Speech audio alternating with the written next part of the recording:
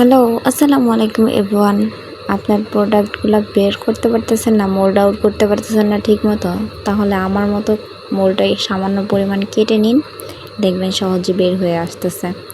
আর সব সময় চেষ্টা করবেন একটা ভালো কোয়ালিটির জিপসাম ইউজ করার। পানির সাথে জিপসাম মেশানোর সময় বেশি নাড়াচাড়া করানো যাবে না, তাহলে জিপসামে বাবল ক্রিয়েট হয়ে যাবে। তাই আমাদের আলতো হাতে সামান্য একটু মিক্স করে নিয়ে যত দ্রুত সম্ভব ঢেলে নেওয়া দরকার, ঢেলে নিতে হবে। তা না হলে জিপসামটা কিন্তু সাথে কিন্তু জমে যায় নিচে। ধীরে ধীরে ঢালবো আর হাত দিয়ে আস্তে আস্তে ট্যাপ করে দিব, যাতে নিচে বাবলগুলা, নিচে যদি ফাঁকা স্থান থাকে সেটা পুরো হয়ে যায়। ভিডিওটা অনেক লং হয়ে যায়, তার জন্য আমি নেক্সট ভিডিওতে এটা ডিমোল্ড করার ভিডিওটা তোমাদের সাথে শেয়ার করব। জিপসাম সম্পর্কে আরও কোনো ইনফরমেশন পাইতে চাইলে প্লিজ কমেন্ট। আল্লাহ হাফেজ।